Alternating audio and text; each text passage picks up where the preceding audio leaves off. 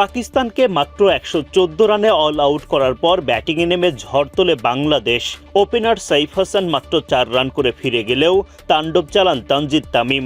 ছক্কা চারের ঝড়ে ৭ ওভার পার হওয়ার আগেই দলীয় ৫০ পার করে বাংলাদেশ। তামিমের সাথে যোগ দিয়ে রান তোলার গতি বাড়ান নাজমুল শান্ত। মাত্র ৩২ বলে 50 পূরণ করেন তানজিদ তামিম। শান্ত তামিমের এমন দায়িত্বশীল ব্যাটিংয়ে সহজেই জয়ের পথ খুঁজে পায় বাংলাদেশ। সিরিজের শুরুতেই দাপুটে জয়ে ১-০ এগিয়ে গেল টাইগাররা। বুধবার সিরিজের প্রথম ওয়ানডেতে টস জিতে আগে বোলিংয়ের সিদ্ধান্ত নেন বাংলাদেশ অধিনায়ক মেহেদী হাসান মিরাজ। অধিনায়কের সিদ্ধান্ত সঠিক প্রমাণ করে ঝড়ের বেগে উইকেট তুলতে থাকেন বোলাররা। বিশেষ করে গতির রাজা নাহিদ রানা তো দাপুটে ফর্মে। পাকিস্তানের হয়ে ইনিংস শুরু করতে নামেন সাহিবজাদা ফারহান ও মাজ সাদাকাত। মিরপুরের রহস্যময় উইকেটে তারা দেখে শুনে শুরু করেন। ইনিংসের ১০ম ওভারে সাহিবজাদা ফারহানের উইকেট তুলে শুভ সূচনা করেন নাহিদ রানা।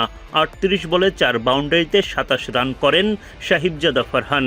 ১২তম ওভারে এসে আবারও নাহিদ রানার আঘাত। লিটন দাসের ক্যাচে সামিয়েল হুসাইনের বিদায় ঘণ্টা বাজে।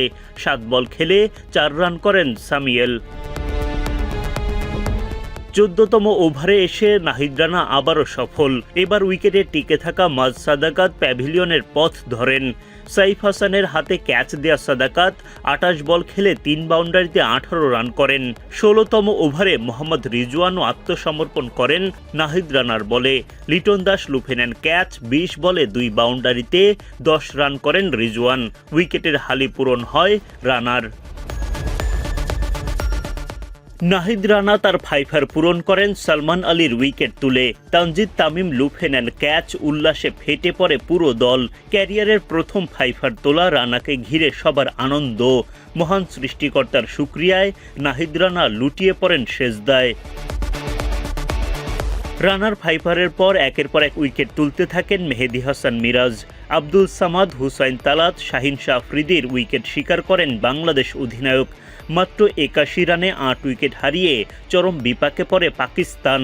এরপর আর চেষ্টা চালিয়েও পাকিস্তানিরা আর পুঁজি বড় করতে পারেননি।